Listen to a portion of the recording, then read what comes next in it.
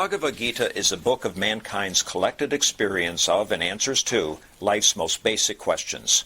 Who I am, from where do I come, what is my purpose and destiny, and most practically, how do I find happiness?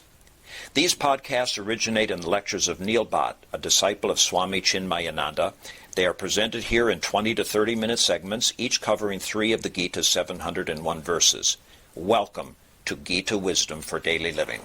We completed Chapter 6, Dhyana Yoga. We are now discussing Chapter 7, Gnana Vijnana Yoga, Yoga of Knowledge and Wisdom.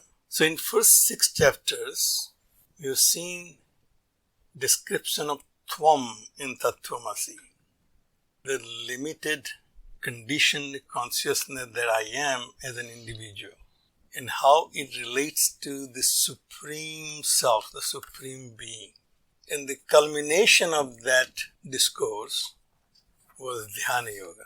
Once I have realized intellectually that I am not this limited body, mind and intellect, but I'm part of that Supreme Self. So there's a natural curiosity or a tendency to know what that unlimited self looks like, feels like. So I want to know that Supreme Self, and therefore the prescription in Chapter 6 was meditate upon that self. But right now I don't really have any idea what is the nature of that Supreme Self. So it is very difficult for me to meditate upon that self. Just like if I'm asked to love a girl or a woman, and I say, okay, but who is she? Can you tell me anything about her? And the person says, no, I can't tell you anything about her. Where does she live? What's her name? What does she look like? I say, we know nothing about it. But I would like you to love her. I would say it's impossible. There is no way that I can fall in love with someone who I have no idea who that person is. In the same manner, all religions tell us to love God, love that Almighty Being. But then we have no real idea what that Almighty Being looks like, how He functions, how I'm related to Him, and therefore it is almost impossible to meditate upon Him. There is no way that my mind can focus on an entity which is no description, because all scriptures tell us that He is Gunatita, He is beyond any characteristics. So who is Bhagavan? Is Bhagavan? Cannot be explained. Every Upanishad, every scripture, every religion tells us the same thing, that the God cannot be described. The words cannot reach there. Neither can your imagination go there. So then, this certainly is a futile effort for me to meditate upon that entity of which no one can give any definitive indication of what that entity is all about. Even though we have learned 6 chapters in Bhagavad Gita, it only talked about who I am, how confused I am, and who I am not. I'm not this body, I'm not this mind, I'm not this intellect, but then who I am, I'm still not very clear. So Bhagavan said, contemplate upon that self, and thou shalt come to know that self. But now my problem is how to contemplate and meditate. Unless I have an idea what I'm trying to achieve, there's no way I can achieve it. So last chapter, Bhagavan closed with the declaration that yoginam api sarvesam madgatena antar atmana saddhavan bhajate yomam same yukta tamo mataha. Even among all the yogis, he who full of faith with his inner self merged into me and then worships me, according to me, he is the greatest yogi. So he said, you merge into me. That me, Bhagavan refers to as his own self, as the Supreme Being. Supreme Self which is unconditioned by any limitations. Our normal intellectual conclusion would be, this may be a good idea, but not achievable.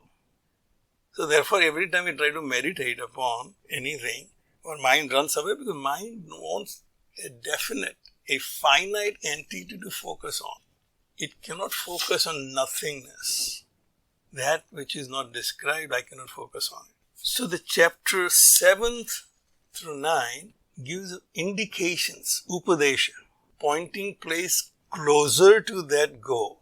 As we have learned in Vedanta, that Guru can only give you indication what your goal is and how to reach there, a roadmap. But you will only experience that when you reach there. I want to go to New York. I have all the description of where New York is. Somebody has pointed out and I have a roadmap. But nobody can describe New York experience, what I will experience when I reach there. They can only point out and say, I have never been to New York. What is it like? Have you been to Mumbai? Yeah, I've been to Mumbai. Well, it is something like that. New York is like Mumbai, but much greater and much glorious. But nobody can describe what it feels like when you are in New York unless you go to New York yourself. So all the scriptures describe what it feels like when you become one with that entity, but they cannot describe what the entity is. The scriptures give us upadesha. Upadesha means pointing place nearby. Something closer to that we can point out. Swamiji gives example that on the map, which house, the one next to the yellow mark. The yellow mark is the pointer next to the house which I am trying to find. These chapters 7, 8 and 9 gives us many pointers to get to the closest to the place we have to go. It will be our own efforts that will give us the entry into that. The first segment of Tvam culminated into Dhyana Yoga. And now in the chapter 7 and 9 will give us what to contemplate upon. The identity of that Supreme Self. Identity is not the Supreme Self, but identity can give me a roadmap how to get there. Bhagavan, without stopping, continues his dialogue in chapter 7 and he says, Mayi asakta manaha partha yogam yunjan mad ashrayaha asansayam sumagram mam yatha gnasyasi tratsranu. Up till now I really have doubt whether I can ever reach there. Bhagavan reassures us. It's an opening statement. I told you to have your inner self merge into me, that I will tell you how. With your mind attached to me, Mai asakta manaha. Swamiji points out here that now onwards, anytime Bhagavan uses the word mind, it is not that sankalpa vikalpatmaka manaha, which Bhagavan Sankaracharya describes in Tattvabodh, that which is vacillating between whether this or that, to be or not to be. This mind is integrated with the intellect, which is following intellect's guidance. Intellect has already concluded that I am not this body, I am not this mind, not this intellect. From the description we have learned in chapter 2, I am something other than this. But right now, I am that body, mind, intellect continuum. That's the only thing my consciousness can identify as me. Bhagavan said, I will tell you how. Mai asakta manaha, your mind attached to me, the Supreme. O Partha, practicing yoga and taking refuge in me, have that faith that I will take you there. I will make you realize your own supreme nature. Without doubt, asansayam, without doubt. There is no doubt that I will be able to tell you how to get there. There is no doubt that you will be able to get there. So Vedanta gives all of us reassurance. Each one of us is eligible to get liberation. Not only that, each one of us will get liberation. There is no doubt in Vedanta that every individual will be liberated. When? Not known. Asansayam, without any doubt. Samagram, in the totality of that Supreme Self. And it's all glory. Its omnipresence, its omniscience, and omnipotency. You will know the Supreme Self in its complete Samagram mam yatha gnasyasi tratsuna. How you shall know that, I will tell you, so listen to it. So Swamiji points out, hearing is different than listening. For hearing you require ear, functioning ear. But for listening you require attentive mind. If you listen to me attentively, how one can get from this finite self to infinite self, I will tell you without any doubt that you shall get there with my instructions that I am going to give you. That's a reassurance to Arjuna that this is not any futile effort. Sometimes we get onto a project but know that we may never get there. So our heart will not be there, our efforts will not be there. Unless I'm certain that I can get there, I will not be able to put my full efforts into it. Bhagavan said, I'm assuring you, listen to me and you will experience this in its full glory, each and every one of you. Because Gnanam te aham vignanam idam vakshami asheshataha. I will tell you the knowledge and its application in totality. I will not leave anything behind. So we can say that theoretical physics is knowledge, but applied physics is vijnana. Quantum mechanics is a theoretical knowledge, but if somebody makes a quantum computer, that's an application of that quantum mechanics, which was a knowledge. So unless I have the knowledge and its application, the knowledge is not of much value. Till somebody comes around and uses the knowledge to apply it. Electricity invented many, I guess centuries ago, but when somebody came around to use it, to have the light bulbs and all the things, the gadgets we use, it became science, it became applied knowledge. Bhagavan said not only that this knowledge, so right now we thought all this knowledge about Bhagavan is in the books and some sages come and talk about it. And we all have to believe because we have no way of knowing that they are bluffing or not. Bhagavan said, no, you shall know because I will tell you the application of it. Not just the theoretical knowledge, but I'll teach you how to apply that in your life. Gita for daily living. How can you apply the knowledge? That also I will teach you. Vakshami asesataha. I will not leave anything behind. There will not be any secret. Yat gnatva na iha bhuyaha anya gnatavyam avasishyate. Having known that, once you know the theory and its application in its totality, Bhagavan said there won't be anything there to be known. If I am a particle physicist and if I figured out all the particles in the world, then I don't really have to know. So people thought that the Schrodinger's equation defined the entire world. Then they found out that it was not really a complete theory. There are many things which are still out there which we do not know. Like dark matter, dark energy, whether it is there, it is not there, we do not know. So Bhagavan said, no, in this case, once you know this nature of yourself, there won't be anything there to be known. Having known that, you will not have any need to know anything else. Yajnatva na iha bhuyaha. Nothing more here remains to be known. Manushyanam sahasreshu kaschit yatiti siddhaye yatatam api siddhanam kaschin mam vetti tattvataha. But it is not going to be easy.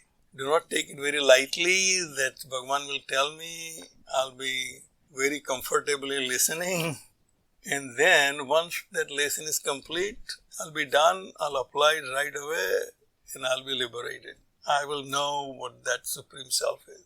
He said, no, it's going to be a long journey, because many people, Manushyanam sahasresu kaschit yatati siddhaye.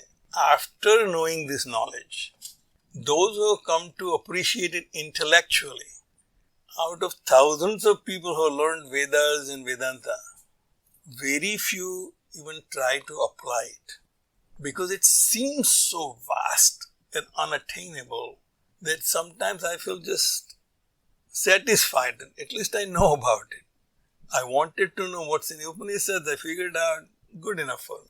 And I stopped right there. So Bhagavan said, Kaschit yatati siddhaye. Very rare one will try to apply that in his life or her life. Yatatam api siddhanam kaschinmam vetti tattvataha. And those who try to apply that, some rare one will reach to the finish line to realize that self.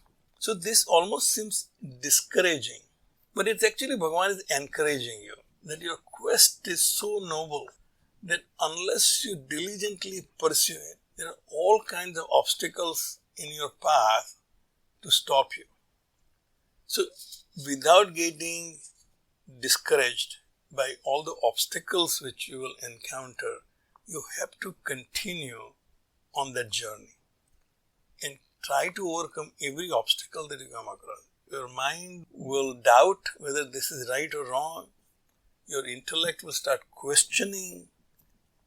But if you overcome all those obstacles, and you're assured that if you follow this path diligently, you will get there. I start from Richmond to go to New York, and there may be many obstacles. There are toll booths come, I may not have the right change, my pass may not work, there will be traffic jams, there will be detours. But if I overcome all of them diligently, eventually I will reach New York. That was guaranteed when I started. So Bhagavan said, if you follow this Upadesha which I'll give you, the pointers which I'll give you, how to get there, and a roadmap that you create out of that, people who have followed that have reached there. Now Bhagavan starts giving pointers. The verse 4 gives us his first indication where to find him. Because our complaint is, everybody says Bhagavan is there, but I never meet him. I never come across him. I never have any proof that he exists. Bhagavan said, you see me every day. You are not just recognizing me. So where do you see me? He said, Bhumihi apaha analaha vayuhu kham manaha buddhihi evacha ahankara itiyam me binna prakritihi astada. First identification of Bhagavan. He said, where can you find me? He said, you can find me anywhere and everywhere in this world. Because my manifest Prakriti has 8 manifestations that you can experience through your senses. The 5 great elements which we have all learnt before. Bhumihi, apaha, analaha, vayuhu, kham. Earth, water, fire, air and space. The new physics can give you new definition and new particles, but our rishis have attached this to our own experience through our senses. Through our senses, we detect the world of earth, the solid material, apaha, liquid water, analaha, fire, air and space. In corresponding sense, objects, sabda, sparsa, rupa, rasa and gandha, which are my experiences. The sound, touch, form, taste and smell. My world is made up of these 5 experiences. There are 5 fields of experiences outside which I experience every day. And Bhagavan says that is nothing but my own Prakriti. But you are experiencing them through manaha buddhihi evacha ahankara. 5 are outside of me and 3 are inside of me. My mind, my intellect and my sense of doership. Without these 3, my world of objects and experiences does not exist. My world is made up of my mental perception and the interpretation by my intellect. And then my ego is deciding that I am the perceiver, feeler, thinker. I perceive this world outside, I feel these emotions, and I figure out what my experiences are. Bhagavan said that's nothing but my own Prakriti, my own eightfold Prakriti. We'll stop right here. If you find this podcast helpful, please support it by donating any amount by going to the episode's website at neilbhatt.podbean.com or at chinmayarichmond.org. Thank you. ॐ सर्वे भवन्तु सुखिनः सर्वे सन्तु निरामयाः सर्वे भद्राणि पश्यन्तु मा कश्चित् दुःखभाग् भवेत् ॐ शान्तिः शान्तिः शान्तिः हरिः ओम् श्री